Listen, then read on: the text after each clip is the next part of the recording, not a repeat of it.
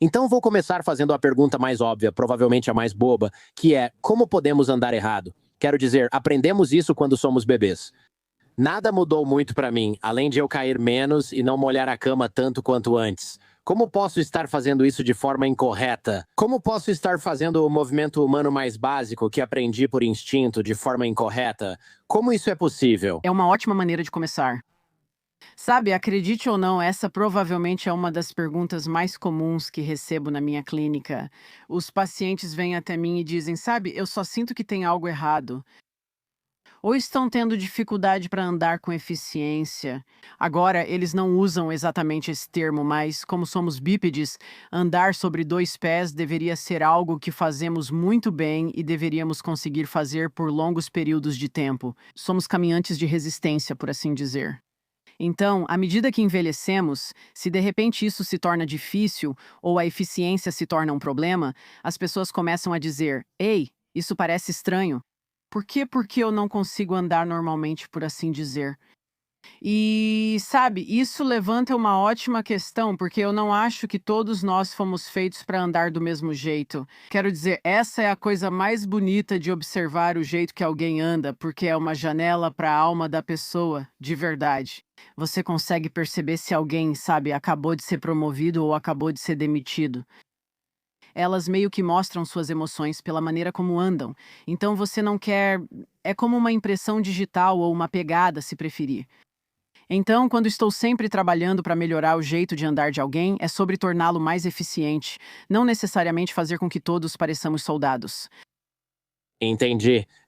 Sabe, faz anos. Um amigo meu estava me esperando no meu apartamento e eu morava na Hollywood Boulevard, provavelmente no quarto andar, e ele estava olhando para a Hollywood Boulevard. Entrei e disse: Aaron, faz tempo que não te vejo. Ele respondeu: Te vi andando na rua. Eu disse: Então sua visão é ótima. Ele disse: Não, é que você tem um jeito de andar muito específico. E infelizmente eu sei que isso significa que é estranho, porque meu pai também tem isso. Ele anda como se tivesse um cabo de vassoura enfiado no traseiro, e eu provavelmente tenho alguma versão disso que, você sabe, vai piorando conforme eu envelheço. Então, eu sei o que você quer dizer, mas infelizmente isso é muito verdade no meu caso. Dá pra notar quem eu sou em uma multidão, até de 4 andares acima.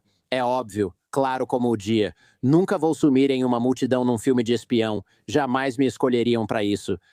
É, tem muita gente, sabe, se você prestar atenção, tem muita gente que tem um jeito de andar muito único. Militares, por exemplo, dizem que andam como pistoleiros porque carregam a arma de um lado, então só balançam um braço. Não sei se você conhece a série Sons of Anarchy. Sim, conheço. Charlie Hunnam, acho que é o nome dele. O Jack Steller, é isso mesmo? Jack Steller. Ele tem um jeito, sabe, um andar bem másculo. Uma vez, durante uma entrevista, achei isso muito interessante. Perguntaram a ele se precisou aprender a andar daquele jeito para o programa, e ele respondeu que não. Ele disse que cresceu numa área difícil da cidade e acabou adotando um jeito de andar tipo, não mexa comigo. E é meio que isso que ele usa agora. Então eu acho interessante quando você observa o ambiente das pessoas e o jeito de andar que elas adotaram ao longo dos anos. Isso é interessante. Então, basicamente, ele estava interpretando uma versão de si mesmo, certo? Como muitos atores fazem. Acho impressionante quando vejo isso. Lembro de uma entrevista dele e pensei: ele tem sotaque irlandês? Nunca imaginaria. É sempre tão engraçado e surpreendente. Às vezes alguém parece durão e ameaçador, mas numa entrevista revela ser um homem gay super extravagante e nada assustador. Você pensa: caramba, que ator incrível. Eu nunca teria imaginado nem por um segundo que você é esse cara divertido e amigável com quem eu adoraria sair em um bar. Tipo, você é um vilão muito bom, cara. Sim, Jack Stoller, a mesma coisa com aquele sotaque, mas acho engraçado que ele nem precisou disso. Só não, cresci num lugar cheio de caras durões. Se você não andasse assim, apanhava ainda mais. Então, aqui estamos. Conte uma história pra gente. Eu fico pensando, existe alguma conexão entre o nível de testosterona que um homem tem e o jeito que ele anda ou algo assim? Isso já foi estudado alguma vez? Isso ainda não foi estudado, mas eu ficaria curiosa para ver os resultados disso.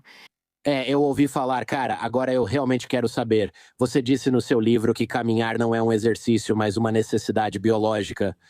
Acho que isso é uma má notícia para, bem, 99% de nós. Eu cronometrei quanto tempo eu ficava sentado, porque meu treinador estava me dizendo: Ei, o motivo de você estar tão travado aqui, aqui e aqui é porque você senta demais. E eu pensava, eu não sento tanto assim. Eu fico sentado cerca de 8 a 10 horas por dia, dependendo do trabalho que tenho. Sentar ou caminhar. Acredito que antes as pessoas caminhavam tanto quanto hoje sentamos. Estou certo? Sim, é isso mesmo. Durante a pesquisa para esse livro foi realmente chocante para mim ver quantos de nós não estamos fazendo algo necessário para vivermos bem e por mais tempo.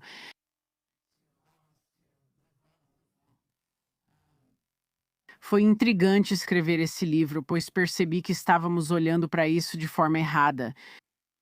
Caminhar é uma necessidade fisiológica, é um elemento biológico fundamental, assim como respirar e dormir, e essas coisas são necessárias para a nossa sobrevivência.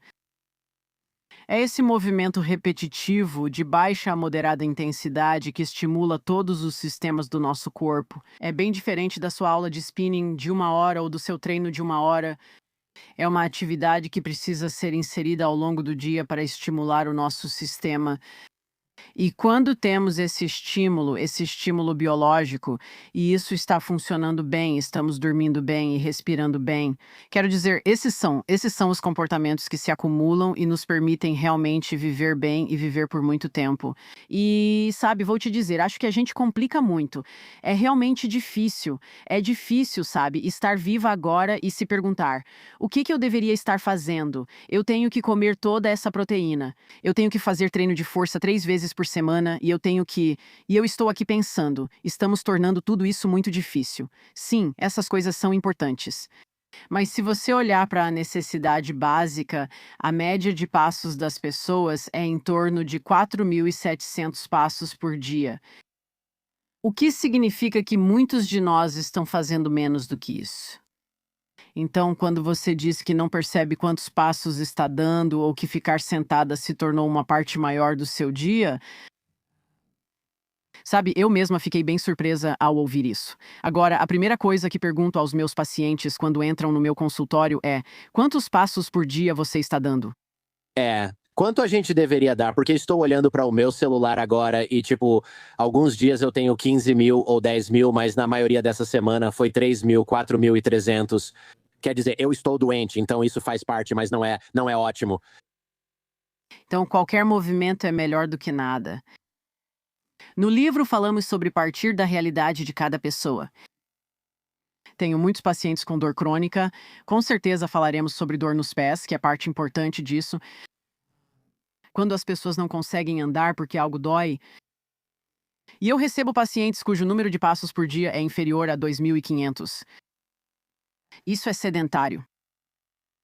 Então, nesse estágio, até mesmo adicionar 500 passos, que equivale a 5 minutos, uma microcaminhada de 5 minutos, são cerca de 500 passos. Quando você tem alguém que está nesse nível, que está tendo a menor quantidade de atividade, esses 500 passos fazem uma diferença enorme na saúde dessa pessoa, diminuindo a mortalidade por todas as causas.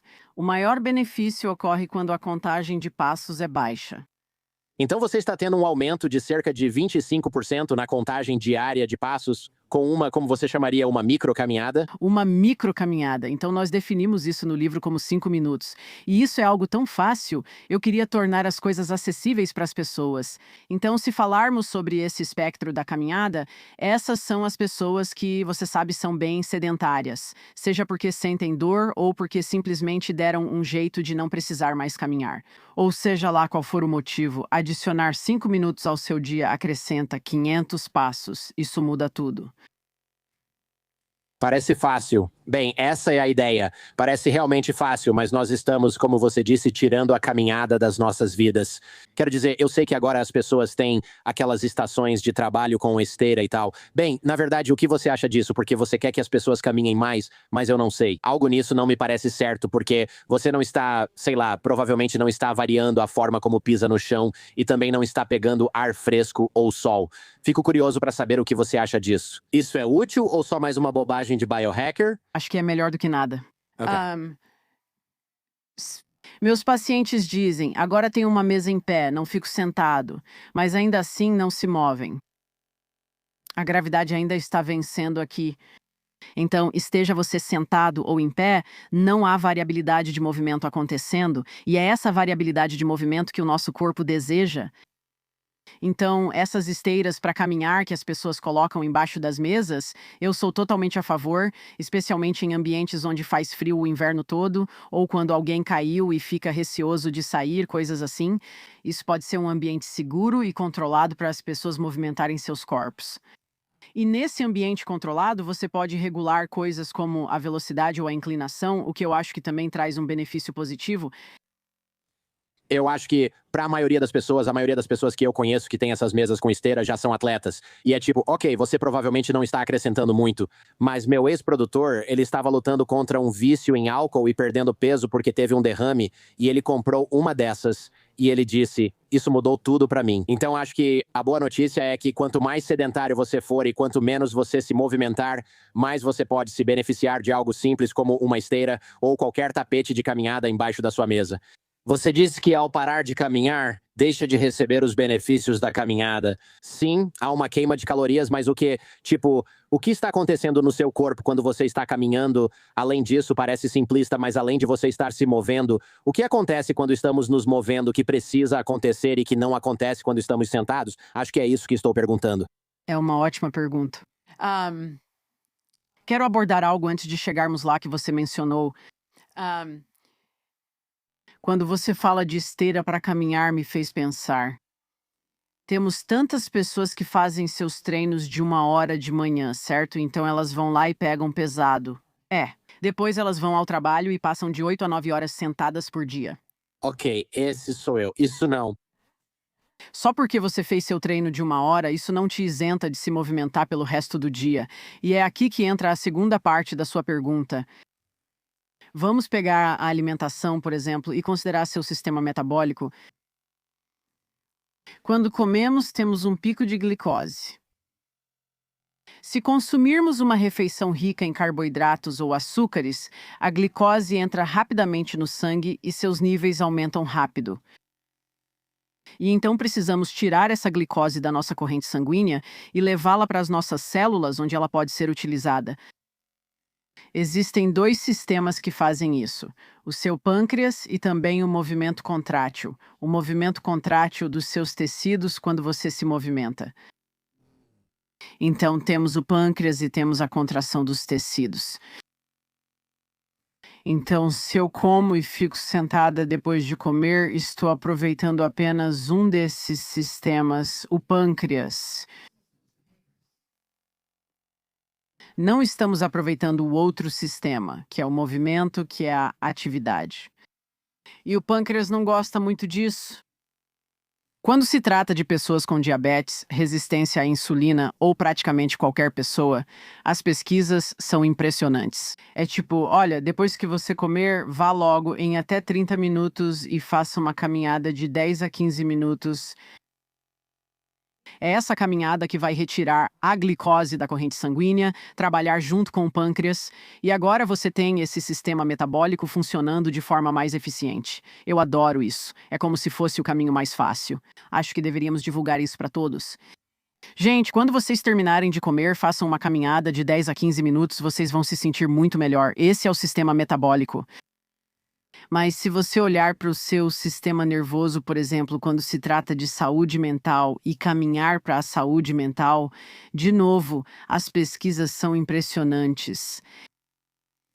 Sair de casa e ter esse passo repetitivo, esse movimento repetitivo, estamos estimulando neurotransmissores no nosso cérebro. Reduzimos o cortisol. Você está ativando seu estado parasimpático, que é o de relaxamento e tranquilidade. Todas essas são coisas muito boas.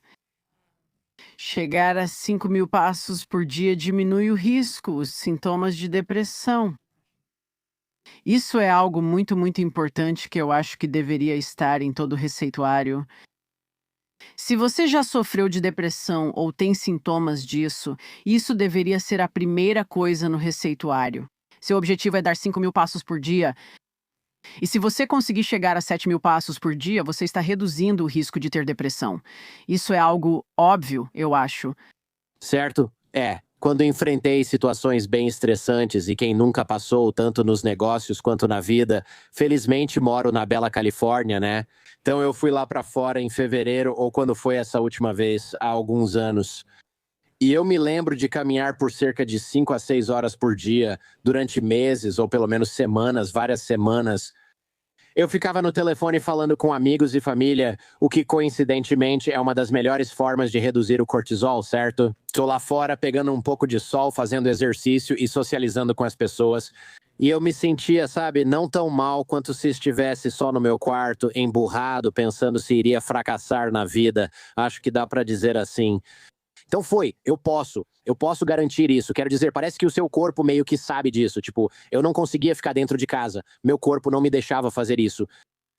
Acho que todos nós temos experiência pessoal com isso de alguma forma, mesmo que a gente não soubesse que era isso que estava acontecendo. Eu morava em Chicago antes de me mudar para o Colorado e eu sofria, sabe? Foi uma época difícil na minha vida pessoalmente. E quando me mudei para o Colorado, eu pensei, sabe de uma coisa? Vou continuar subindo a montanha até me sentir melhor.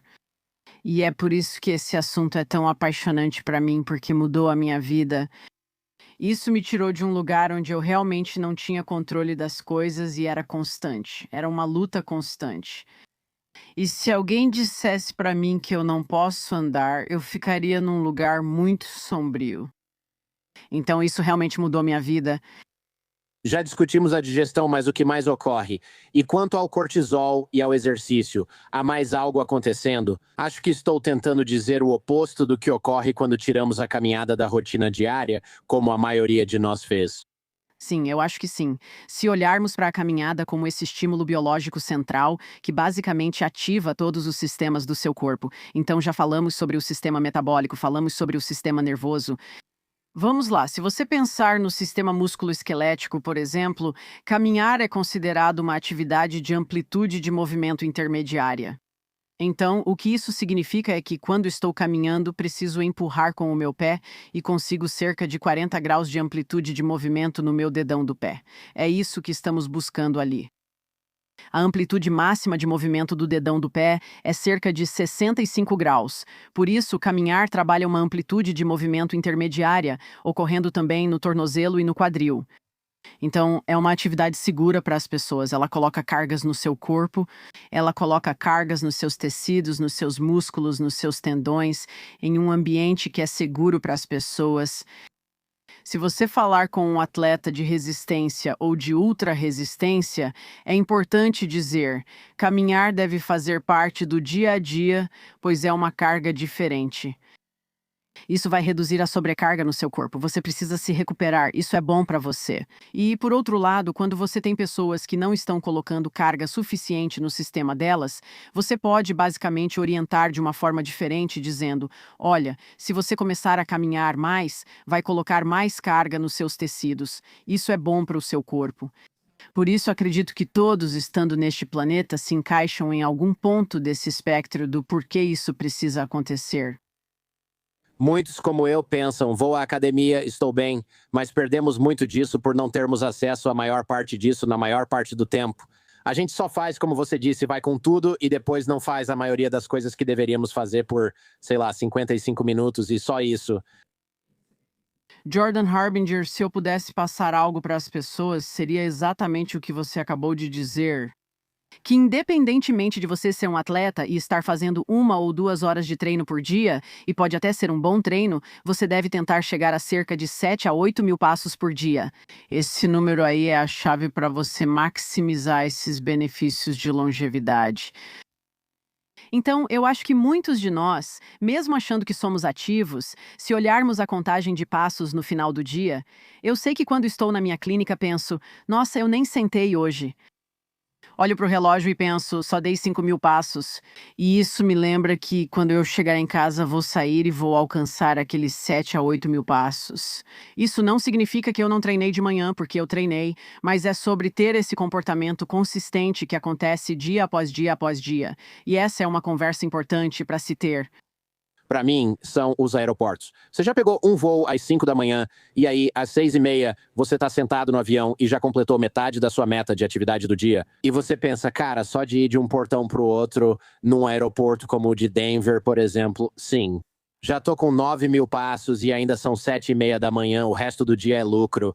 É realmente incrível. Mas nos outros dias, nem tanto. Eu juro. Mesmo quando tento caminhar, ainda não consigo andar tanto lá fora quanto ando aleatoriamente num aeroporto indo do Chipotle pra sei lá onde, qualquer portão. Adoro aeroportos. São ótimos para observar pessoas andando. Aí está. Atingir os 9.000 passos, como você mencionou, envolve a lei dos retornos decrescentes.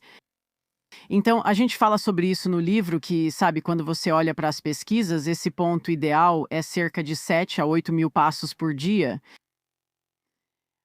Tenho pacientes que dizem, doutora Conley, estou caminhando 15, 16.000 passos por dia, o que é ótimo. Mas saiba que, após 10 a 12.000 passos, segundo pesquisas, os benefícios tendem a se estabilizar. Então eu pergunto para eles, você está fazendo treinamento de força?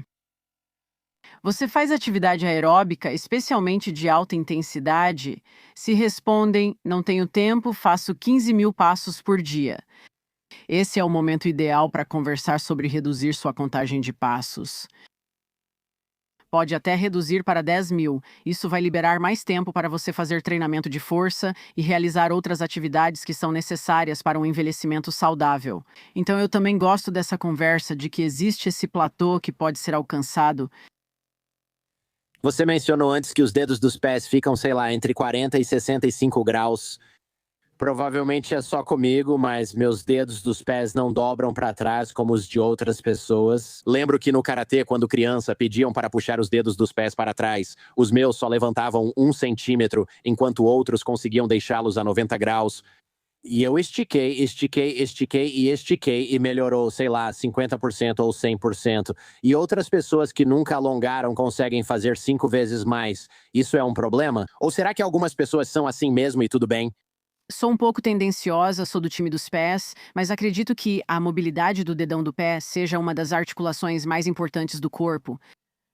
Quando você está andando, para ter aquela eficiência que estamos falando, o dedão do pé precisa chegar a 40 a 45 graus. E existe um motivo para isso, porque ele prepara tudo. Acho que as pessoas esquecem que o pé está ligado ao corpo todo. Então, quando você tem um dedão que não consegue alcançar essa amplitude de movimento, você ainda vai conseguir andar do ponto A ao ponto B, mas vai perder eficiência. Você vai encontrar uma forma de compensar. Então, por exemplo, uma maneira pode ser levantar o seu pé, certo? Então, ao invés de rolar o pé, como falamos no livro, rolando o pé, você acaba, é como um passo em marcha. É isso que meu pai faz. Isso é o que meu pai faz. Quero dizer, ele tem 83 anos, mas é isso que meu pai faz. Ele não rola o pé. E aí as pessoas vão dizer: ah, meu flexor do quadril dói, porque agora você não está criando eficiência. Você está levantando o pé e simplesmente deixando ele cair. Então, essa amplitude de movimento lá no dedão não só prepara para um movimento eficiente no pé, mas também no joelho, no quadril e na lombar. Eu nem consigo te dizer quantos pacientes meus eu já tratei de dor lombar que vinha do pé. Há anos, um massoterapeuta disse que eu tinha pé chato e teria problemas nas costas aos 40. Isso é verdade? Tenho 46 e estou bem. Adoro essa conversa sobre pé chato. Vamos acabar com esse mito agora. Pé chato não é ruim.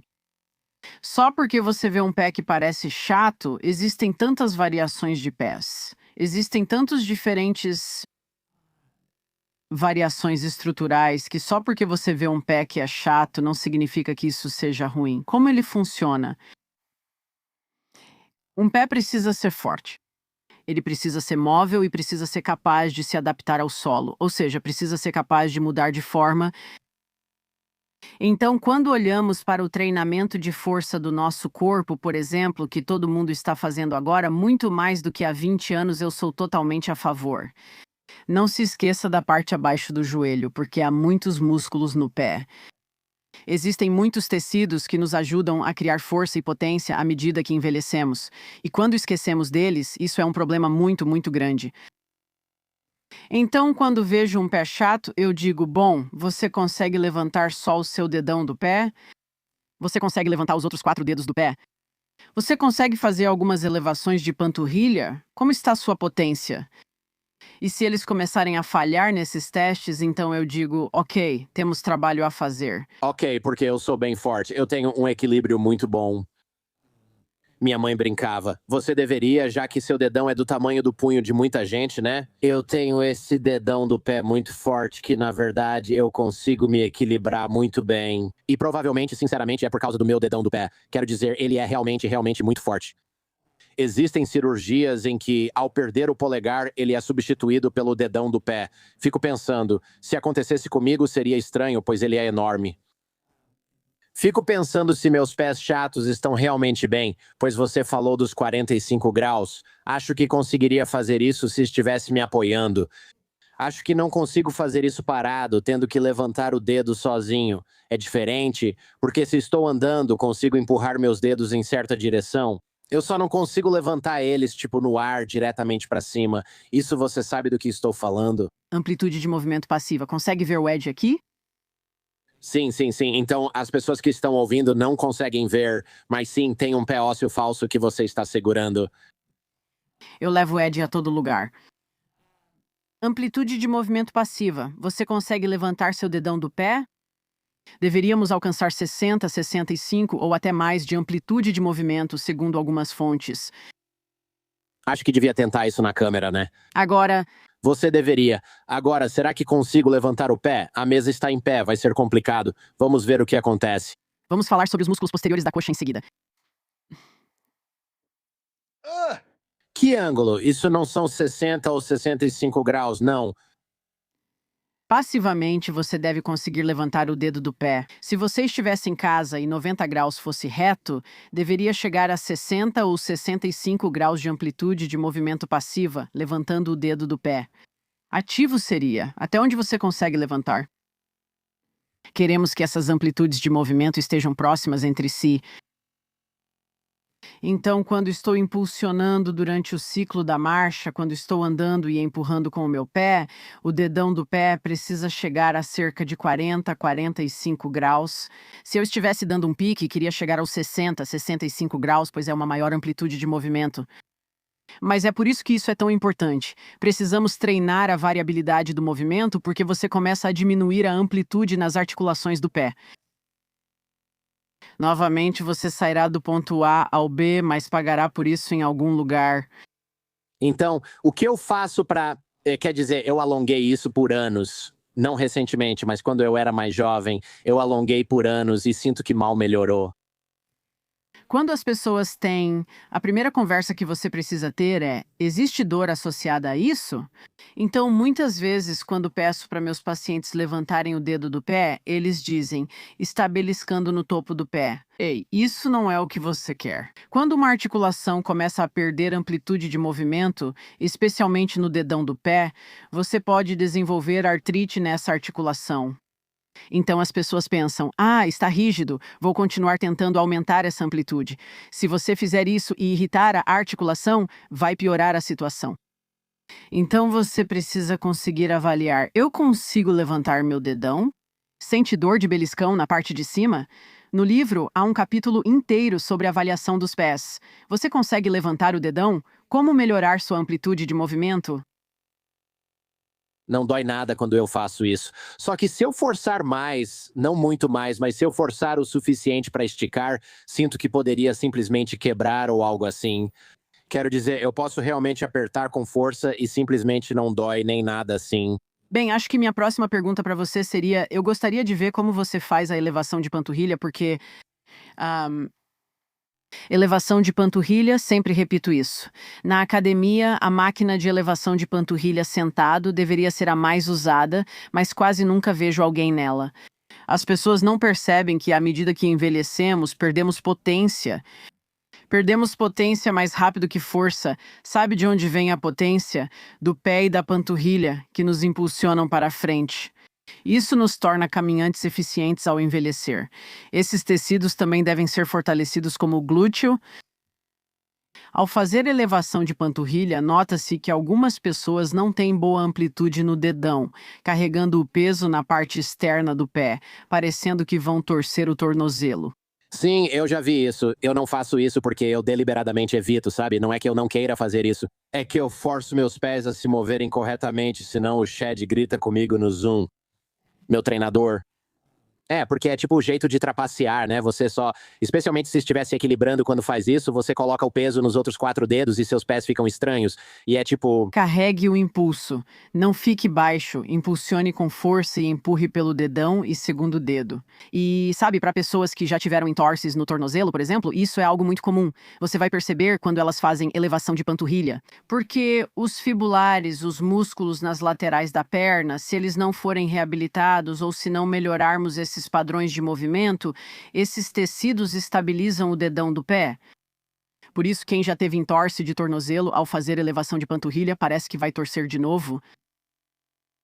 Sim, na verdade eu aparentemente sou bem forte nessa posição. Não tenho muita referência, mas meu treinador, que treina muita gente, diz que é uma boa elevação de panturrilha com peso razoável. Espero que isso seja um bom sinal, pois meu dedo do pé ainda tem pouca mobilidade. Na verdade, eu quase troco mobilidade por força em vários movimentos diferentes, tirando as pernas em outras coisas também. Tipo, se eu consigo fazer certas coisas com bastante peso, ou fazer muitas barras, por exemplo, né? Ou barras com peso, mas nem sempre consigo mover as coisas passivamente, mesmo sem peso, além de certo ponto. Depende da articulação. Sim, todas as articulações precisam de mobilidade e estabilidade. Sabe, eu acho que é importante perceber que precisamos ter acesso à amplitude de movimento e precisamos ser capazes de controlá-la. Então, sabe, quando estamos analisando o treinamento dos pacientes, sempre dizemos que queremos treinar em todas essas várias amplitudes de movimento. É aí que vamos começar a treinar potência e força.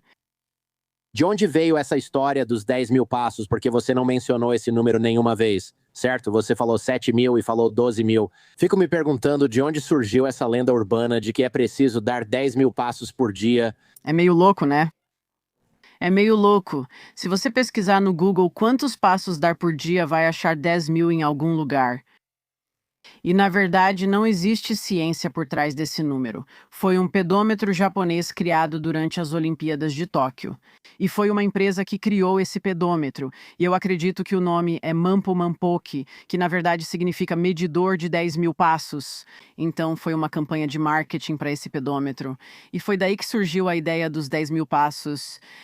Fiquei muito animada ao ler essa pesquisa, pois acho que, ao conversarmos sobre a meta de passos, esse número pode assustar.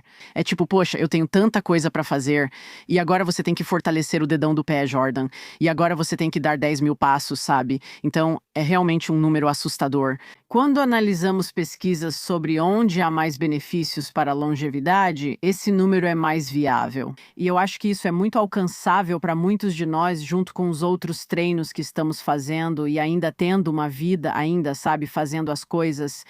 Você mencionou no livro que caminhar pode reduzir o risco de coisas como demência. E eu quero destacar o risco dessas coisas, não que caminhar vai curar sua demência. Por favor, não façam a miniatura do YouTube assim, quem estiver cuidando disso pra mim. Mas, tipo, me fale sobre esse efeito, porque eu acho isso realmente importante. Quero dizer, obviamente, isso é pessoal pra mim. Minha mãe foi diagnosticada com Alzheimer. Meu público sabe disso. Uma das coisas que ela parou de fazer por ficar deprimida foi sair e caminhar tanto. Agora é tarde, pois já foi diagnosticada com isso. Mas eu acho, quero dizer pessoalmente, eu realmente não quero ter que lidar com isso se eu puder evitar. É um assunto tão interessante quando você pensa nessa ferramenta que temos em nossas mãos para ajudar pacientes assim. Quando olhamos para a caminhada e os benefícios para a saúde mental, quando pensamos nessa atividade, sabemos que ela diminui o cortisol, sabemos que ela melhora o sistema nervoso parasimpático, por assim dizer, ahm, sabemos também que ela melhora a circulação no cérebro. E, portanto, há muitas coisas que acontecem quando estamos realizando esse movimento.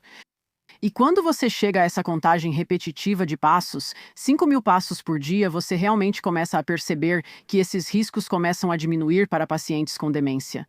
E isso é, sabe, você levantou um ponto tão bom, Jordan, que eu acho que é uma questão de combinar hábitos.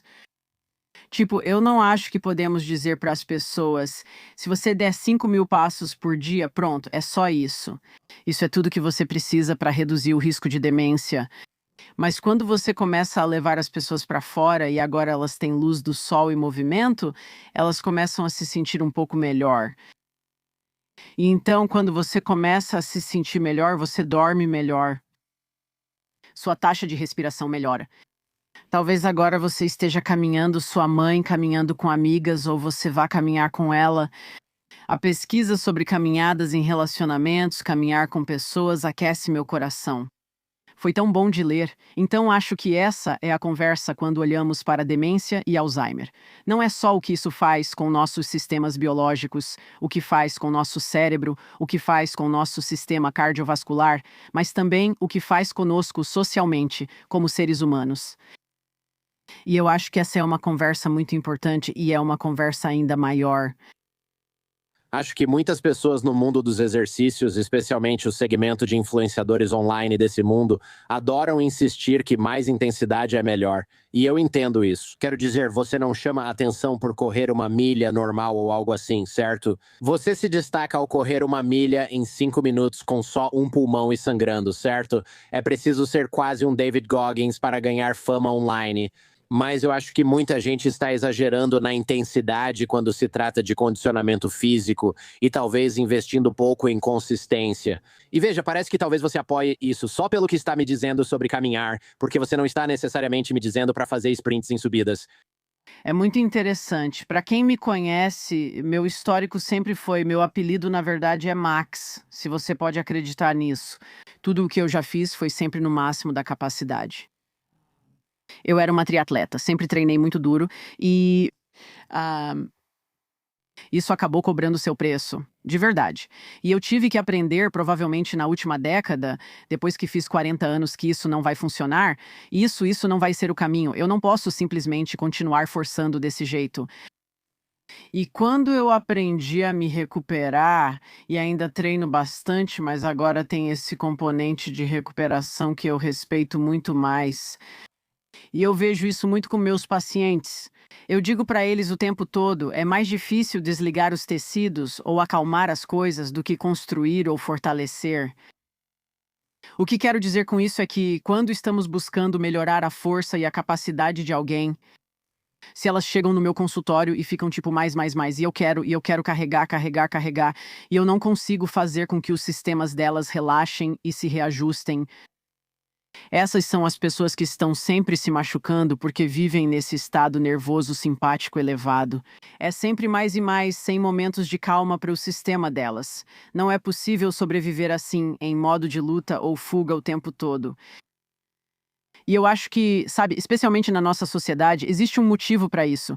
Era um mecanismo de sobrevivência. Sabe, precisamos ser capazes de fugir de um leão. Na sociedade atual, não sabemos se fugimos de um leão ou de um prazo final.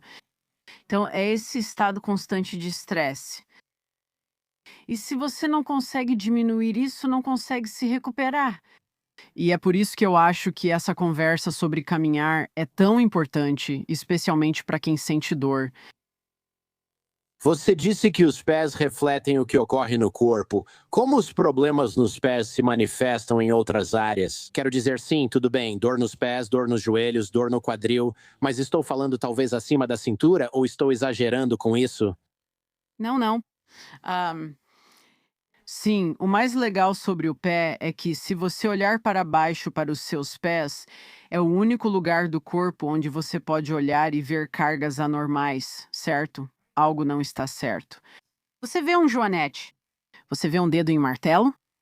Essa é a minha favorita porque os dedos deveriam ser a parte mais larga do seu pé. Então, quando você olha para o seu pé parece um sapato? Onde os dedos ficariam afunilados? Ou parece que os dedos estão abertos e largos porque é assim que deveria ser? E aí me fez olhar para os meus pés. É, Espero que sim. todo mundo. Os meus são meio. Quer dizer, não, meus dedos são meio mais largos que o resto, mas não, eles não são abertos propriamente ditos, mas com certeza são mais largos que o resto do meu pé. Você deveria conseguir levantar todos os seus dedos dos pés, espalhá-los, e quando você espalha seus dedos, deveria haver um espaço visível entre cada dedo. Isso é ridículo, deixa eu tentar isso. É isso que eu faço o dia todo. Eu consigo ver um pouco entre cada dedo do pé, mas não tanto quanto nos dedos das mãos.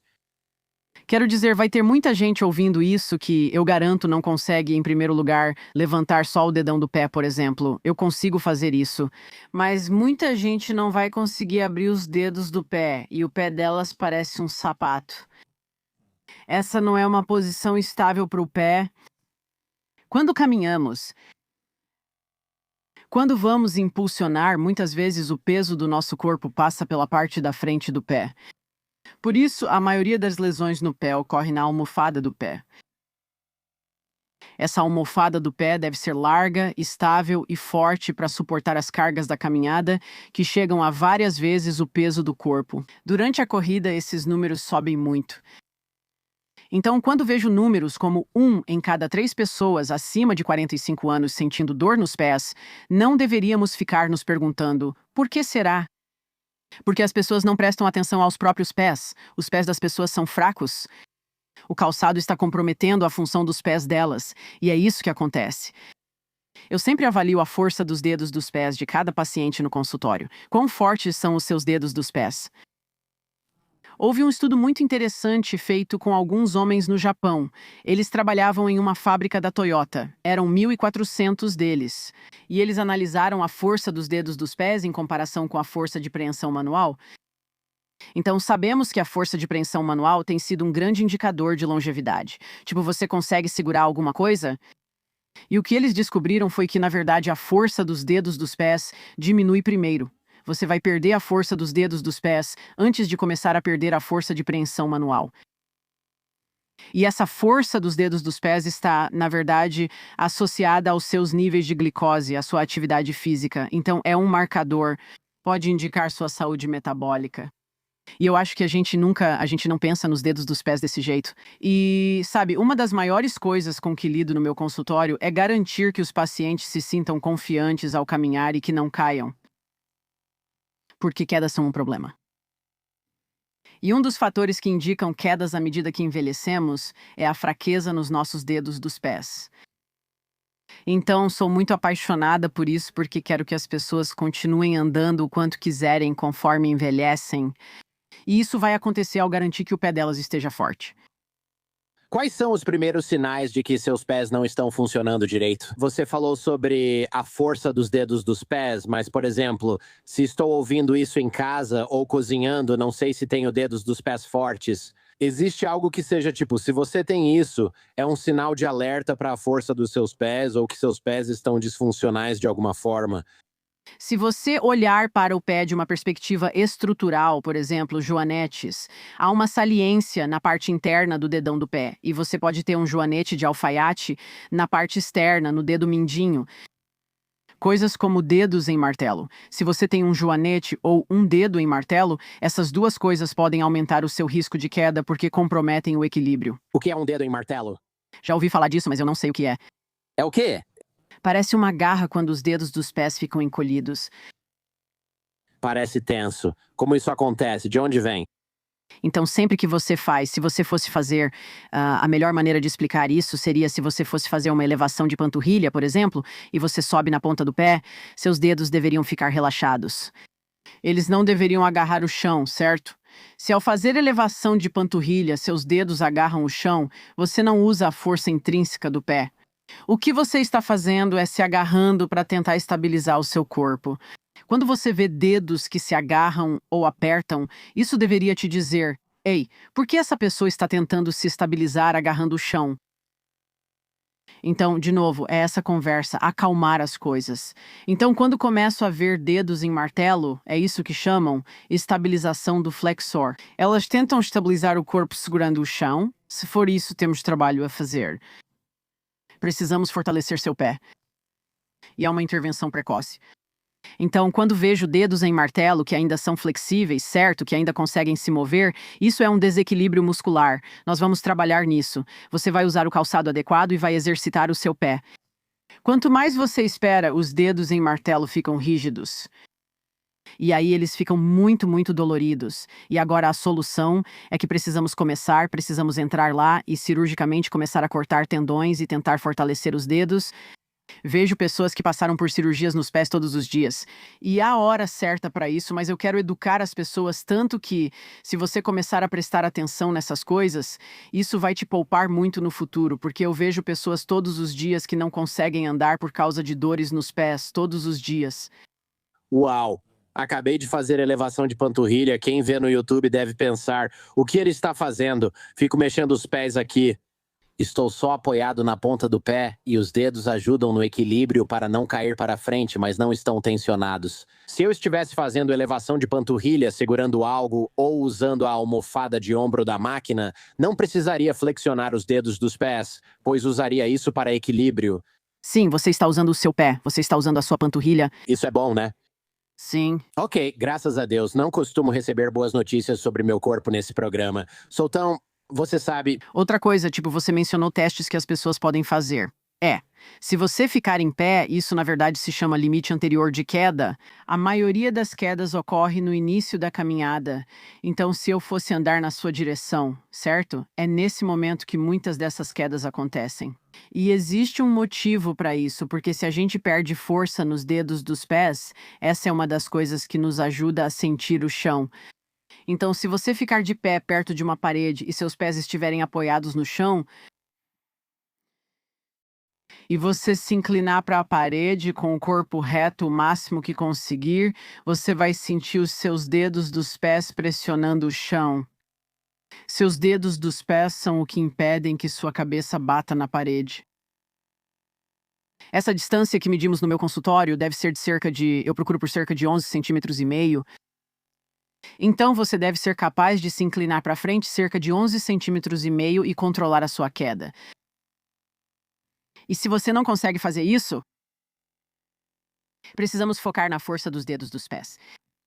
Aqui está mais um evento infeliz que ocorre com o envelhecimento.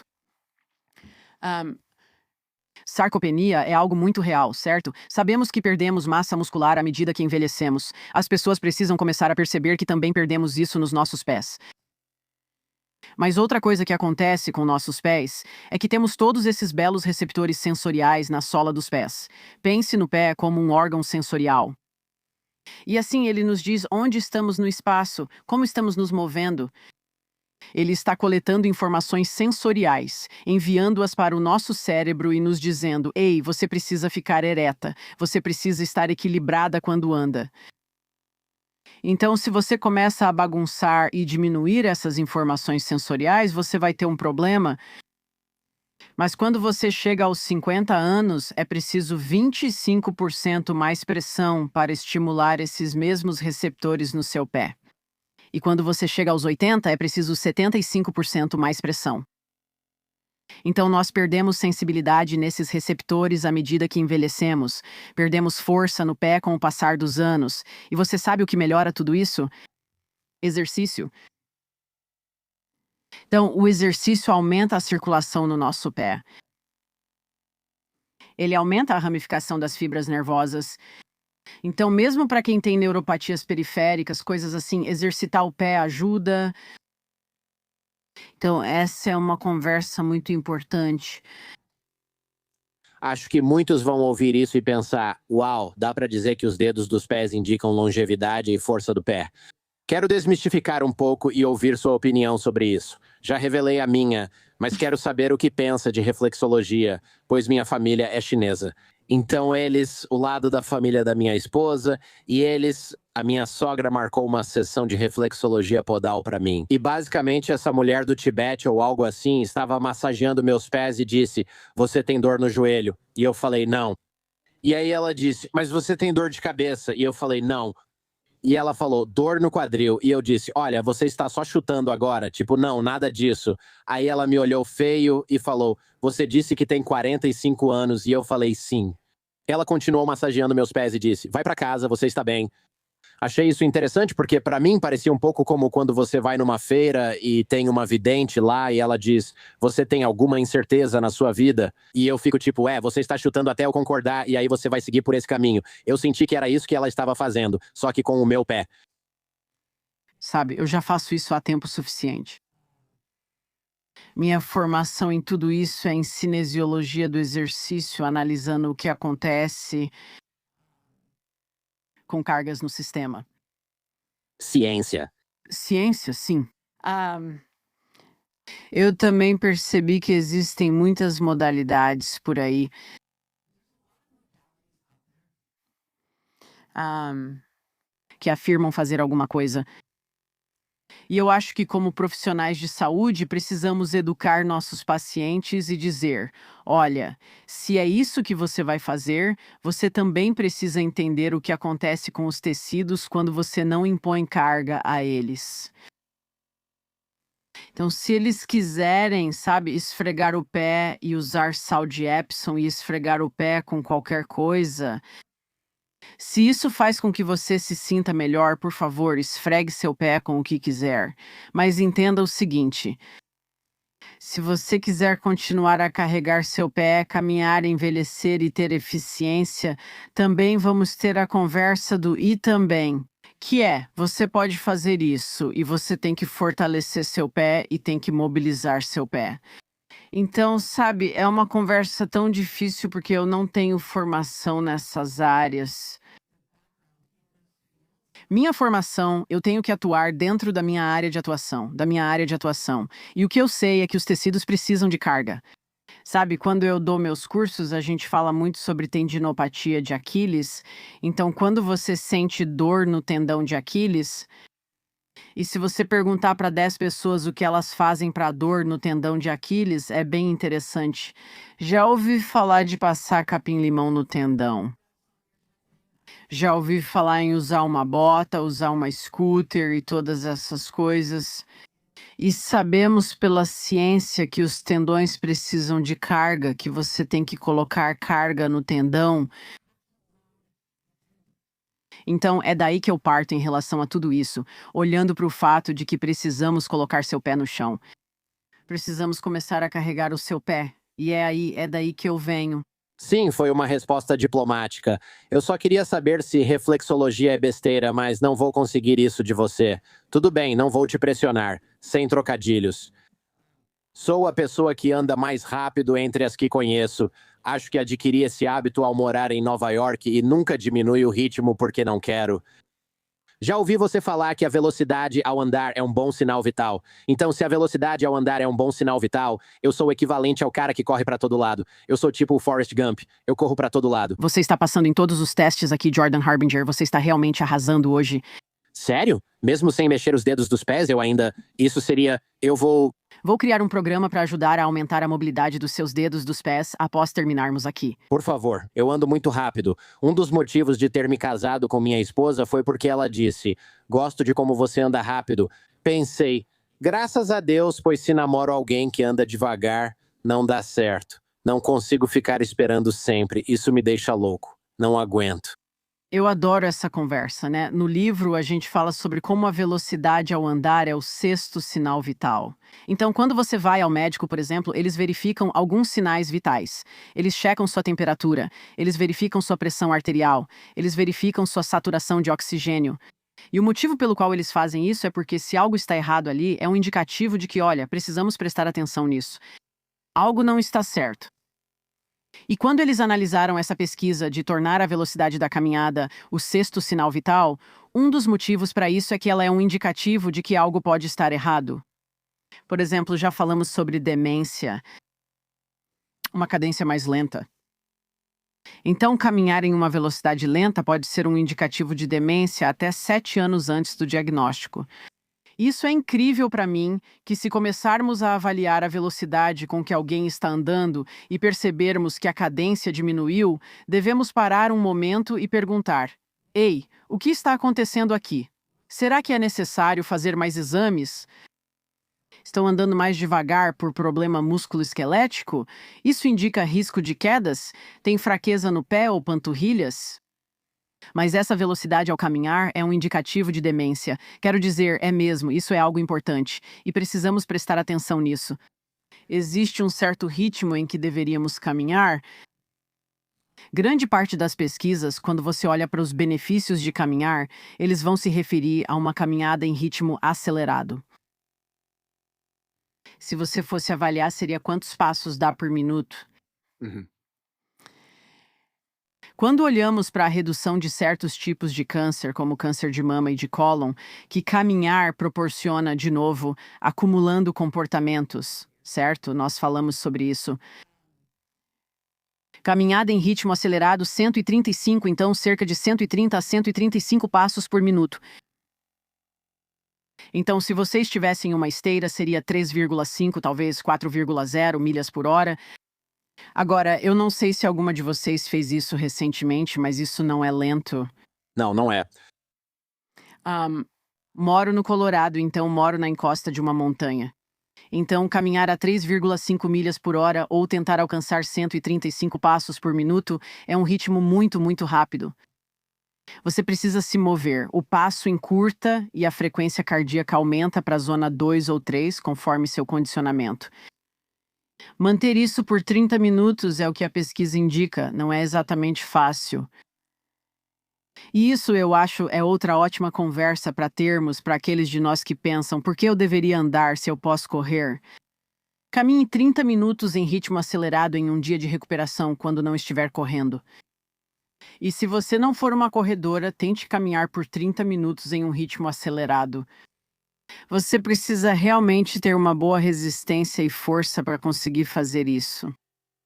E quanto ao caminhada com carga, você sabe o que é isso? Eu sou um grande fã, eu adoro, mas as pessoas, isso meio que pega as pessoas de surpresa. Elas dizem, isso faz mal pra você, você está com peso nas costas. E outras pessoas dizem que é o melhor exercício que você pode fazer, sem dúvida. E aí tem gente que fala que é peso demais para os joelhos e para os pés. Quero dizer, o que você, como alguém que realmente tem qualificação pra falar sobre isso, eu adoraria ouvir o que você pensa. Sim, nós temos então no livro há 3 programas diferentes, certo? Então, o programa básico é para pessoas que, sabe, estão abaixo de 2.500 passos. Depois temos um programa de desenvolvimento que te leva ao ideal de 7 a 8 mil passos.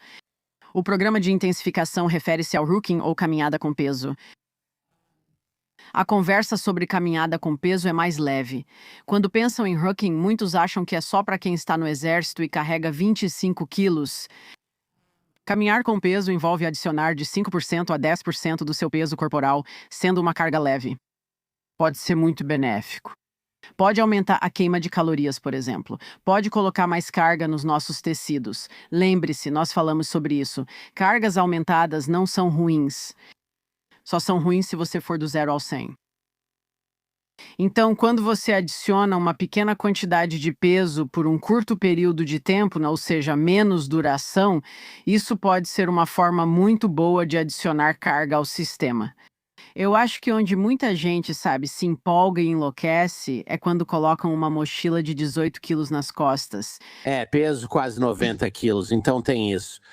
E aí elas vão rápido demais, cedo demais. Quero dizer, essa é realmente a conversa sobre tudo.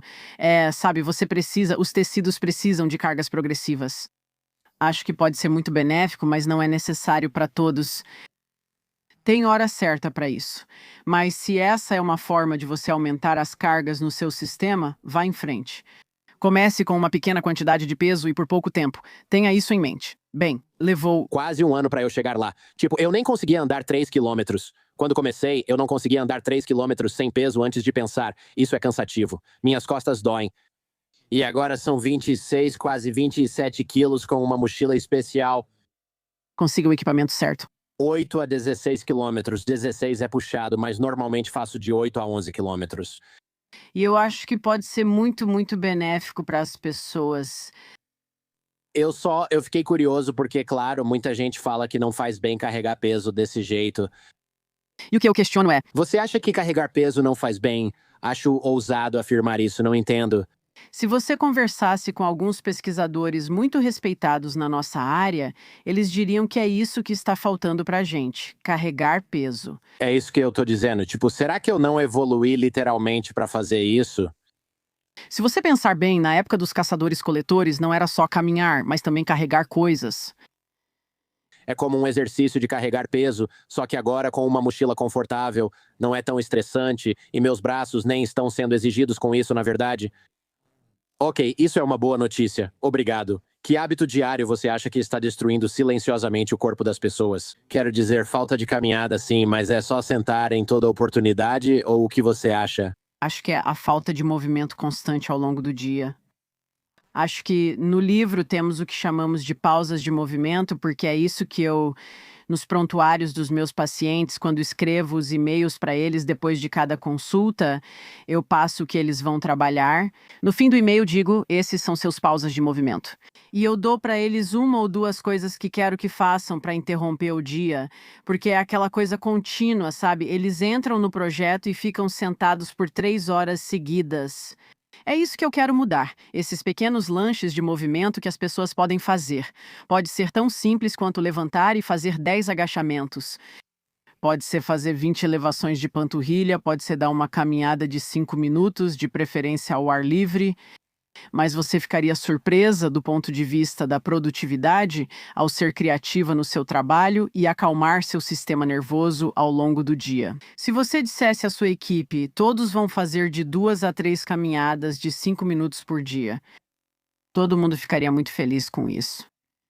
E eu acho que isso é importante. Um amigo meu anda sempre descalço. Sim, até em aeroportos, até obrigarem ele a pôr sapatos, o que acho nojento, mas não sei. Você defende não usar sapatos em nenhum lugar? Eu sei que muita gente é meio assim, tem todo esse movimento de que você nunca deveria usar sapatos. Sabe do que estou falando? Sei sim, é. A conversa sobre calçados é bem grande. E não sei quanto tempo temos, mas vou simplificar. A gente tem tipo 1 hora ou um pouco menos que isso. Depende de quanto você quer falar sobre pés, o que eu imagino que seja muito, muito mesmo. Você trouxe um pé com você. Você trouxe 3 pés com você. Levo o Ed comigo para todo lugar como minha escova de dentes. O nosso pé é muito, muito bem projetado para suportar as cargas de caminhar e correr, por exemplo. Mesmo com pés chatos, me disseram que fui feito para sentar e não fazer nada. Até 5 pés. Ok, bom. Ok. Quando você olha para calçados, a principal coisa que eu falo com meus pacientes é que o calçado precisa respeitar a anatomia do seu pé.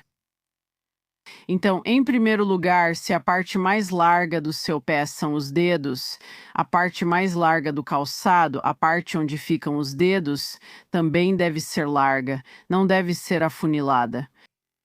Eu estava no meu voo para cá e estava no trem no Colorado. E claro, eu fico olhando para os pés de todo mundo e observando os sapatos de todo mundo. E esse homem estava usando um par de sapatos de couro, sabe, sapatos sociais casuais, e dava pra ver literalmente o joanete dele, aquele calombo do lado de fora do pé. É, É como se estivesse tentando sair pelo couro porque o sapato era tão afunilado, era tão pontudo, e eu sentada ali pensando, meu Deus, isso não é uma conversa difícil. Basta usar um sapato que deixe seus dedos se espalharem. Então, essa é a minha dica número 1. Escolha um sapato com a frente larga. A próxima coisa que você deve observar é a diferença de altura entre o calcanhar e a ponta do sapato, ou seja, o calcanhar e a ponta. Se você estivesse descalça, seu pé estaria no chão. Na maioria dos sapatos que usamos, isso não acontece. O calcanhar fica elevado em relação aos dedos dos pés. Isso é chamado de diferença de altura do calcanhar aos dedos. até os sapatos masculinos, porque eu penso assim, meus sapatos são bem retos, mas eles também ficam achatados porque eu tenho esses pés super chatos. Então, basicamente, quando eu falo que tenho pé chato, eu sei que as pessoas dizem, meus pés também são chatos. Meu pé encosta totalmente no chão, tanto que meus amigos me zoavam na infância dizendo que eu não tinha nenhum arco no pé. Tipo, não tem nenhuma parte do seu pé que não encoste totalmente no chão, é completamente plano.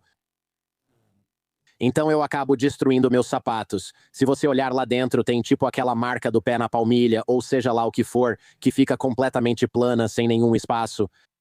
Bem, quando a maioria dos tênis esportivos por aí, mesmo nos tênis de corrida, é comum ter 8 ou 10 milímetros de diferença do calcanhar à ponta do pé. Então, se você entrar em qualquer site e pesquisar o modelo do tênis e perguntar qual é a diferença do calcanhar até a ponta do pé, vai te dar um número. E muitos desses tênis têm 8 milímetros, 10 milímetros. Isso significa que seu calcanhar fica mais alto que a ponta do pé. e a gente quer praticamente zero. No mundo ideal, você quer zero porque é assim que o pé fica apoiado reto no chão. Mas, de novo, a maioria dos sapatos não tem isso. Então, achei muito interessante quando, com a Covid, todos ficaram em casa. Começaram a sair vários artigos dizendo: não ande descalço em casa porque todos estão tendo fascite plantar, dor no calcanhar e nos pés por isso. Fiquei pensando: estão perdendo o ponto. Esse não é o problema. O problema é que, por muitos anos, as pessoas usaram sapatos que impediram o funcionamento adequado dos pés. As pessoas não prestaram atenção à força dos próprios pés. E agora elas estão realmente usando os pés porque estão andando descalças em casa. Não é o fato de estarem descalças. É o fato de que elas saíram de um ambiente que enfraquecia o sistema para um ambiente onde agora não tinham mais essa muleta. Passei por isso também, não na Covid, mas ao me casar há alguns anos. Minha esposa asiática disse: nada de sapatos em casa é nojento. E ela tem razão. Se pensar bem, realmente é. Mas cresci assim, entende? Entrar em casa com botas de inverno sujas de Michigan e depois se surpreender com o carpete sujo. Então comecei a tirar meus sapatos e depois comecei a trabalhar de casa e percebi que meus pés estavam me matando. Tipo, bem da. Acho que você chamaria de palma da mão, mas entre a parte da frente do pé até o calcanhar, era como se tivesse uma faca se mexendo ali a cada passo que eu dava. Era terrível. E eu pensei, bom, não pode ser porque estou andando descalço, porque é assim que deveria ser. Então eu simplesmente deixei que resolvesse sozinho, andando sem sapatos em casa, e acabou sumindo por conta própria. E pelo que parece, o que você está dizendo é: eu tive isso porque passei a vida usando sapatos. E aí eu pensei, ei, pé, faça essa coisa que você deveria estar fazendo nos primeiros 35 anos e nunca teve a chance de fazer. É como se você nunca tivesse agachado e resolvesse ir à academia e agachar com 90 quilos. Você fica dolorido. Se isso acontecesse, você sentiria dor. Então, em vez de proibir o agachamento, sugerimos: faça o movimento, mas com 5 quilos. Então, você vai ficar descalça, mas vai ficar descalça por 5 minutos e vai fazer esses exercícios de força. E aí, no dia seguinte, você vai por 10 minutos. E então, vamos, lentamente e de forma progressiva, adicionar carga. Mas o que acontecia era que as pessoas sentiam dor e aí diziam: é melhor eu correr e colocar meu sapato de volta. E assim nunca chegávamos à solução. Era: eu sinto dor, eu não gosto de ficar desconfortável. Agora vou colocar o sapato de volta. E é isso. É assim que queremos parar esse ciclo. E eu não estou dizendo, Jordan, de forma alguma, que as pessoas têm que sair por aí descalças em todo lugar. Não é isso que estou dizendo. Há momento e lugar para tudo. Vivemos num mundo de concreto. Você precisa usar sapatos quando há algo sob seus pés, pois eles servem como almofada ou oferecem altura. Mas quando você tiver a oportunidade em casa, apenas deixe seu pé sentir o chão. Comece com 5 minutos. Sabe, há muitos benefícios em pequenas mudanças como essa. O que você acha? Inclusive, eles sugeriram como resolver a dor no pé quando fui à loja com um especialista em maratona e uma esteira. Eles disseram: você tem que usar, como é que chama? OFUS? Acho que estou falando errado. Sabe do que falo? É uma sandália de recuperação. São tão confortáveis, mas será que devo sempre andar nas nuvens ou quero algo mais firme sob meus pés? Bom, deixa eu te perguntar uma coisa. Esse sapato é uma sandália de recuperação. Então, se você analisar isso, quando alguém gostaria de usar uma sandália de recuperação? Porque precisam se recuperar de algo. Então, se eu acabei de correr uma maratona e estou cansada e meus pés estão doloridos, eu vou usar uma sandália que tem o que chamam de elevação na ponta. Então, ela quase parece um barco. Quando você pisa, ela impulsiona seu pé para frente. As pessoas calçam isso e dizem: nossa, incrível. Eu posso meio que rolar para frente. E eu digo para eles: ninguém ganha nada de graça. Então, quando você acha que algo é tão fácil assim, alguém vai pagar o preço. E a pessoa ou a coisa que está pagando o preço são os seus músculos dos pés, porque eles não estão trabalhando. Então, uma sandália de recuperação, existe um momento e um lugar em que você precisa se recuperar, mas você não pode usar uma sandália de recuperação o tempo todo. Não faz sentido nenhum. E eu gosto disso. É por aí que vai a conversa. Eu gosto disso. Eu não sou, o pessoal do programa sabe que eu não sou um cara muito místico, não. Mas eu costumo acreditar que nossos corpos são bem projetados para muita coisa, especialmente coisas que você tem que fazer todo dia, como andar no chão.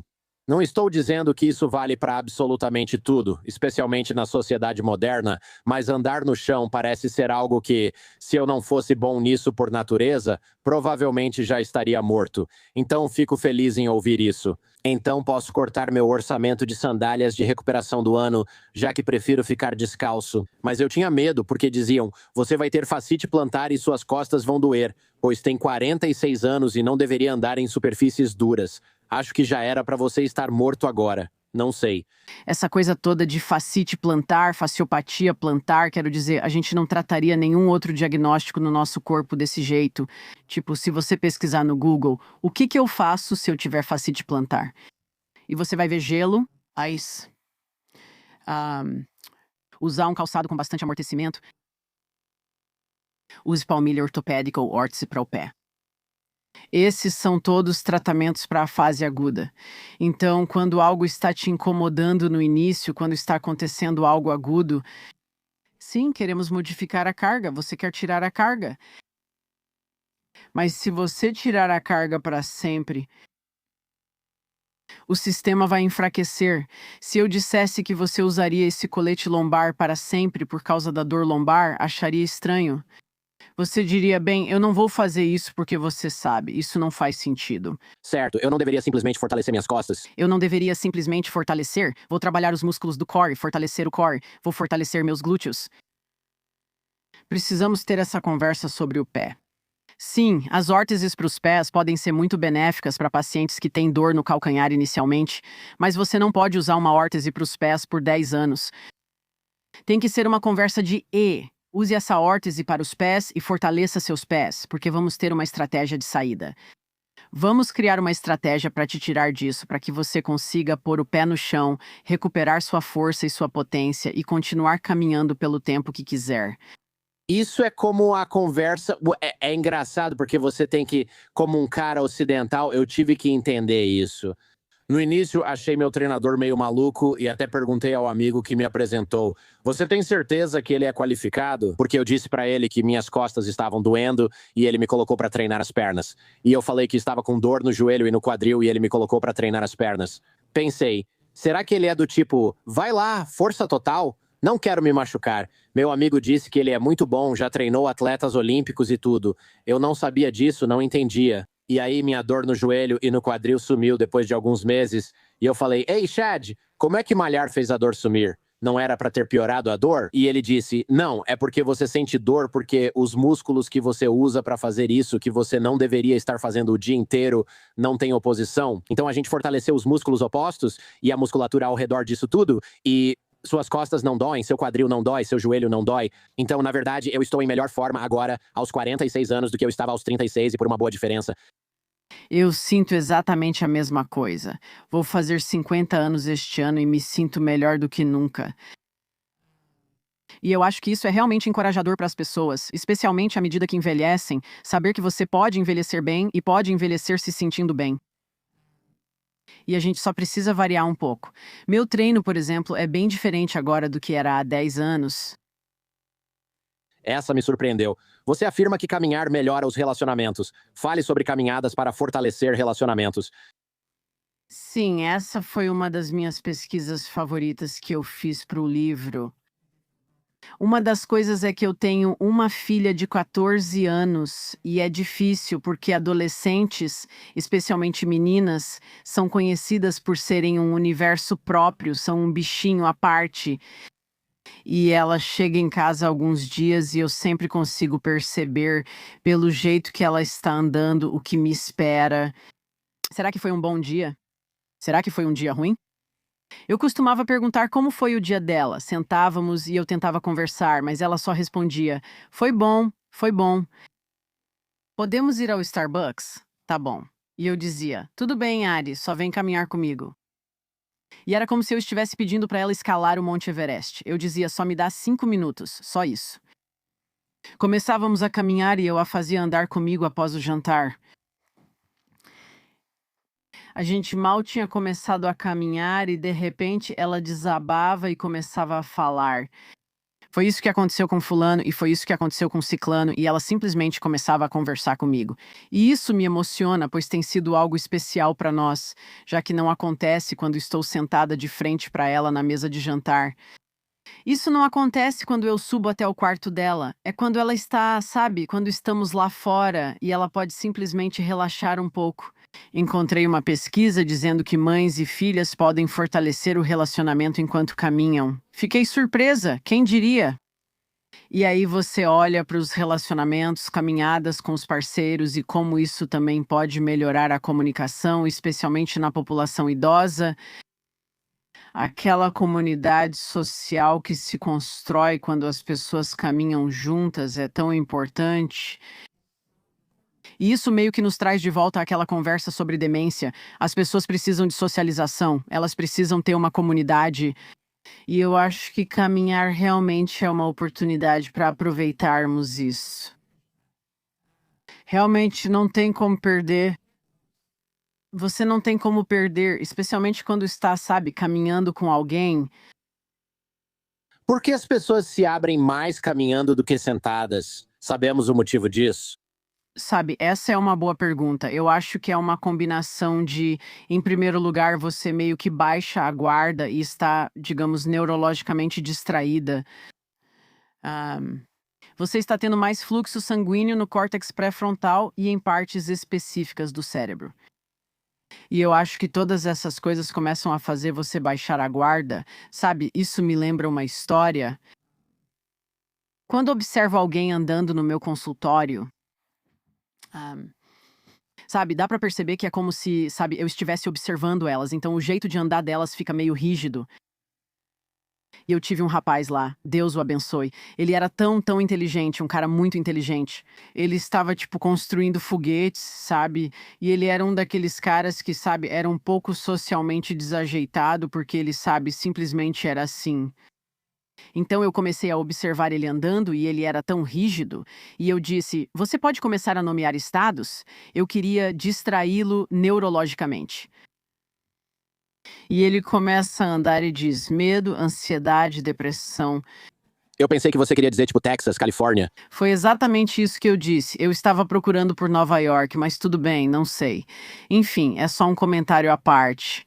Pelo menos sabe como ele está pensando. Sabe, essa distração neurológica é real. E é por isso que, sabe, um dos meus capítulos favoritos do livro é o capítulo sobre dor. E é um assunto tão complicado. Mas os lanches de movimento nesse capítulo, uma das coisas que a gente fala é sobre uma espécie de caminhada sensorial. Então, se você estivesse caminhando lá fora, prestaria atenção em 5 coisas que pode ver, 4 coisas que pode ouvir, 3 coisas que pode cheirar. Então, você está, de certa forma, se envolvendo, sabe, com o ambiente. E para alguém que sente dor, essa distração, digamos assim, pode ser muito benéfica para que consigam passar um tempo em pé. E eu acho que isso foi realmente divertido de pesquisar. E eu faço isso muito com meus pacientes. Eu faço isso muito com meus pacientes.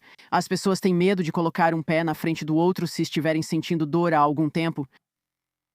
Você faz coisas como, tem algo que você faz descalço que a maioria das pessoas não faz? Tipo, você vai à academia descalço, você fica no seu escritório descalço? Ou é esse tipo de coisa? Se você viesse ao meu escritório, me veria descalça com espaçadores de dedos. Beleza, fiquei curioso. E andar pra trás? Tenho um amigo que faz isso o máximo possível. Como dá pra notar pelo podcast, tenho amigos meio malucos, eu acho. São o tipo de amigos que teria. Estão prontos para vir. Ele tem razão ou nem tanto? Sim, aqui no Colorado há uma piada. Se você vê alguém andando de costas, é paciente do Dr. Conley. Ok, eu adoro a ideia de andar de costas. Primeiro, se você olhar do ponto de vista da pesquisa, há muitas pesquisas sobre andar de costas, por exemplo, na redução da osteoartrite do joelho, da dor associada à osteoartrite do joelho. Então, pacientes que têm dor no joelho ao andar de costas com aquele movimento de empurrar da ponta do pé para o calcanhar, estão ativando tecidos diferentes. Isso vai aumentar a força do quadríceps e sabemos que isso é muito importante. Carga no quadríceps para quem sente dor no joelho, por exemplo. Então, essa é uma maneira de fazermos isso. O outro motivo pelo qual eu adoro isso é, novamente, aquela questão da distração neurológica. Tenho muitos pacientes que, ao caminhar, dizem: meu dedo vai doer quando empurrar o pé. Respondo: faça mesmo assim, quero sua caminhada micro de 5 minutos. Vamos supor que você está há 2 minutos e começa a sentir dor no seu dedo do pé. Apenas comece a andar para trás, ande para trás por 30 segundos e então você pode andar para frente de novo. Então eu também uso isso dessa maneira. Mas quero dizer, andar para trás na esteira também, de novo, não é fácil. Fazemos os pacientes caminharem de 5 a 10 minutos por dia, principalmente se sentirem dor no joelho, na esteira. É um estímulo visual diferente, né? Ao andar para trás, tenho outros estímulos visuais, o que é importante para a variabilidade do movimento. Isso é tão bobo, mas não ligo. Quando eu morava na Europa por um tempo, eu visitava todos esses castelos. E quando você sobe, fica exausto porque está subindo uma rampa enorme, ou tipo 1000 degraus, ou seja lá o que for. Então, na descida, você está andando por uma ladeira íngreme e é realmente, realmente difícil. Então eu comecei no meu, sei lá, 100º castelo ou algo assim. Eu pensei, e se eu simplesmente descer de costas? Então comecei a fazer isso para a diversão de todo mundo que estava subindo. E eu falei, tenta fazer isso na descida. Isso evitava dores nos quadríceps, quadris e joelhos. Ei, você varia um pouco. E até hoje, sempre que preciso descer uma ladeira, eu sempre tento descer de costas. Mesmo se eu estiver no aeroporto e precisar descer, sabe? Em vez de pegar a escada rolante, eu vou pelas escadas. Eu tento descer de costas. Depende da bagagem que levo, mas sempre recebo olhares engraçados ao fazer isso. No fundo, é quase igual, só muda onde a carga fica no pé. Acho que vou andar pela casa, já que estou descalço. Posso até andar de costas, pois conheço tudo por aqui. Talvez valha a pena, mesmo que eu pise em mais alguns legos. Você tem que variar as coisas.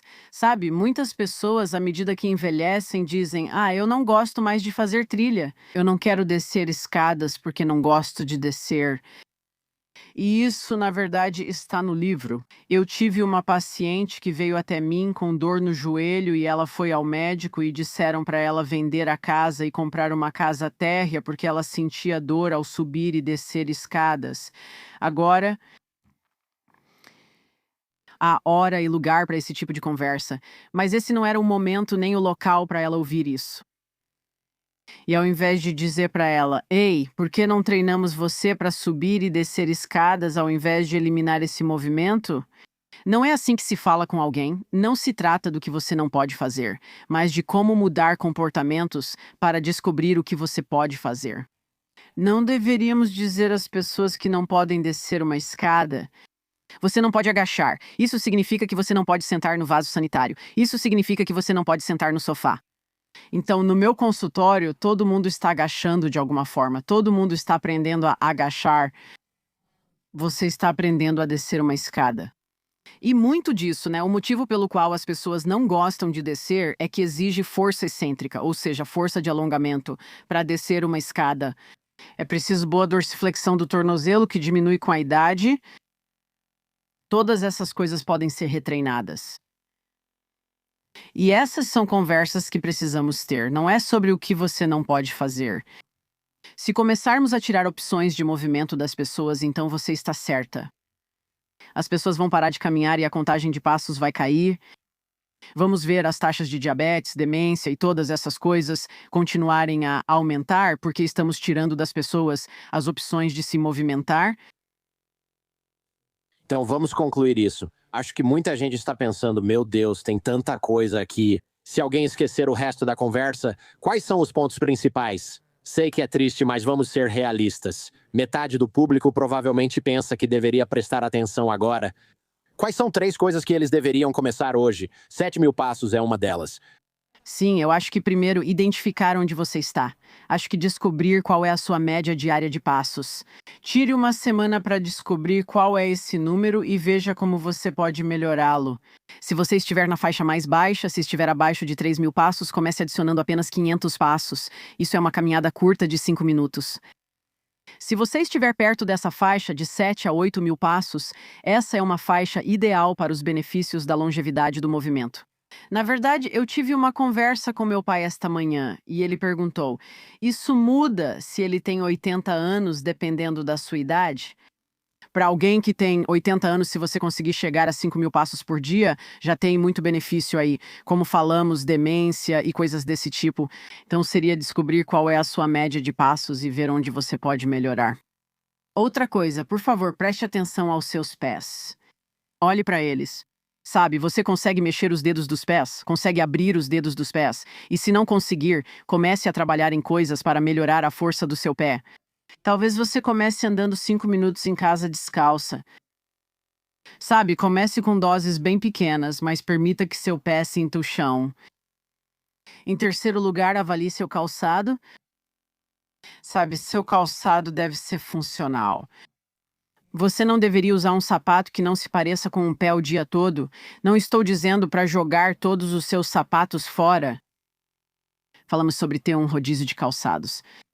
Se no trabalho é preciso usar um tipo de sapato, em casa opte por um mais funcional, que respeite a anatomia dos pés. Fazendo só isso, você provavelmente evitará meu consultório. Não precisa ser difícil. Isso é tão aleatório e talvez seja algo que a gente corte. Mas você já viu, examinou ou trabalhou com alguém assim? Você sabe como algumas pessoas perdem os braços ou algo assim? E aí, tipo, 3 anos depois conseguem fazer um sanduíche com os pés pro lanche dos filhos. Você já examinou alguém assim? Porque eu fico pensando nessas pessoas. Será que elas têm pés super saudáveis ou têm pés estranhos porque basicamente transformaram eles em mãos? Se sofreram trauma nos membros superiores, nunca examinei alguém assim. Já vi traumas nos membros inferiores com remoção dos dedos dos pés. Ok. E isso também é, sabe, uma conversa interessante. Nossos corpos são muito, muito resilientes. Nós sempre damos um jeito. Vejo muitas pessoas que tiveram pé torto congênito ou passaram por cirurgias. As pessoas se adaptam. Somos muito bons nisso e muito resilientes. Então, independentemente do trauma que você possa ter vivido, esse conceito de neuroplasticidade é algo que traz esperança.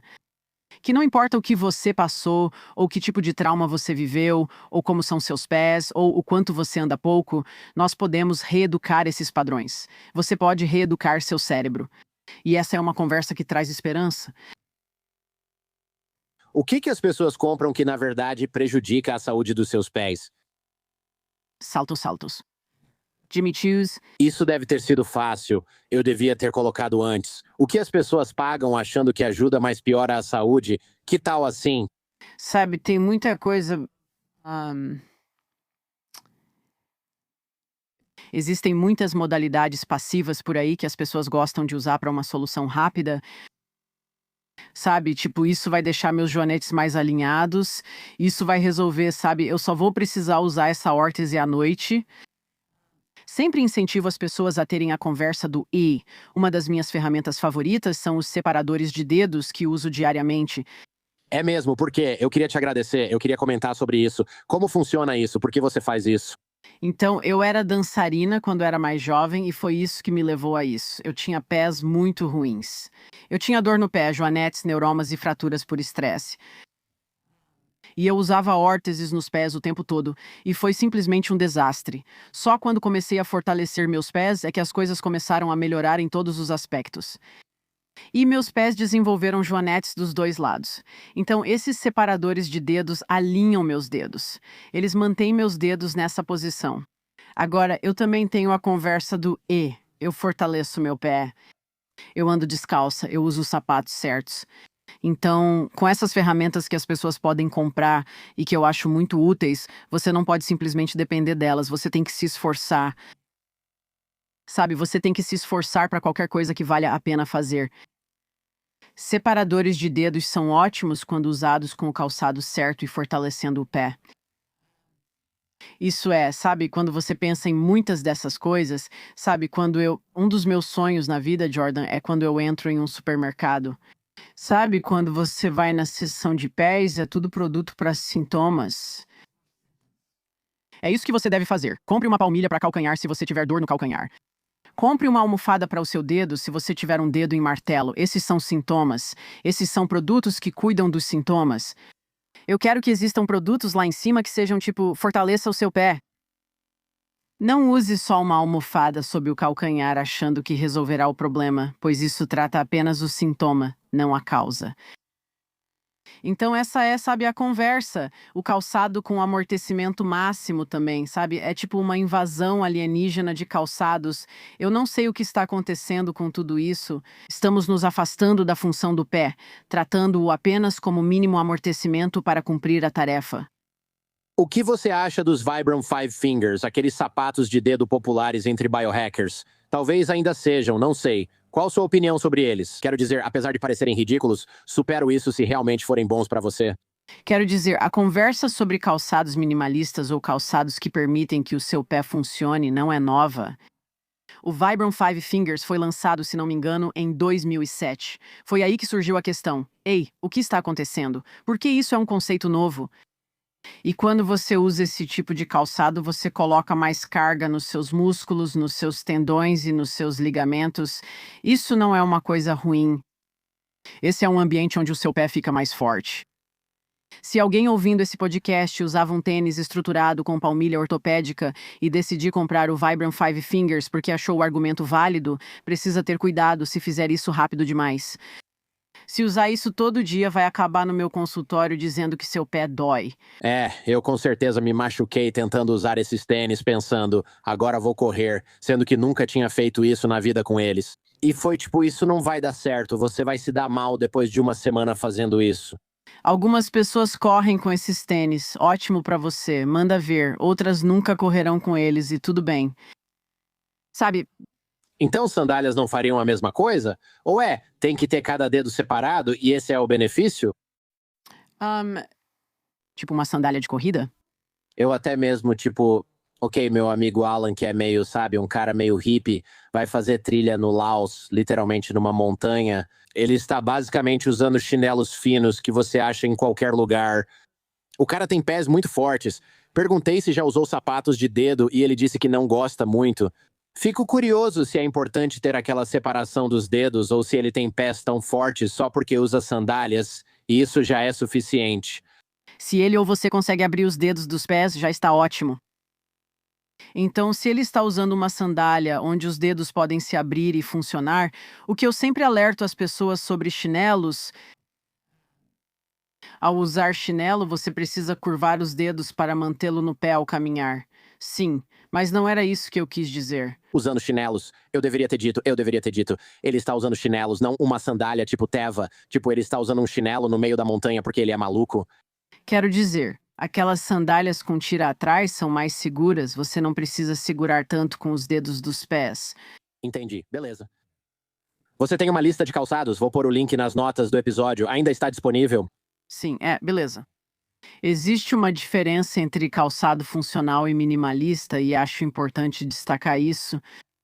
Funcional é a caixa dos dedos larga e pouca diferença de altura entre calcanhar e ponta do pé, até 6 milímetros ou menos, variando o amortecimento ou a altura da sola. Isso é o que chamamos de um bom calçado de transição para quem usa sapatos que não têm o formato do próprio pé. Um nível abaixo estão os calçados minimalistas. Caixa de dedos larga, zero drop. Então, o calcanhar e os dedos ficam no mesmo nível e a sola é fina e flexível. Essa sola fina que as pessoas têm dificuldade porque, sabe, se você está sempre no concreto, isso é uma conversa difícil. Hoje há muitos calçados funcionais e minimalistas, várias empresas respeitam a função do pé. Fico muito feliz com isso. É minha missão de vida ver mais pessoas usando o calçado certo. Vamos colocar o link nas notas do episódio. Doutora Courtney Conley, muito obrigado. Estou realmente feliz com o resultado.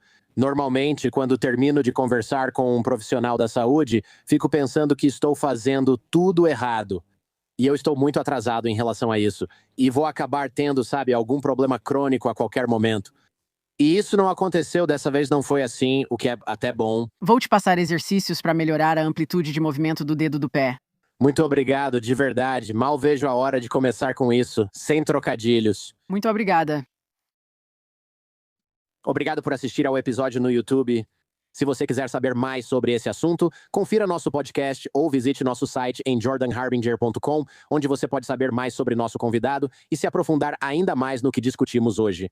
Lembre-se, o YouTube só tem 1/4 dos episódios do Jordan Harbinger Show. Você encontra a gente em qualquer aplicativo de podcast.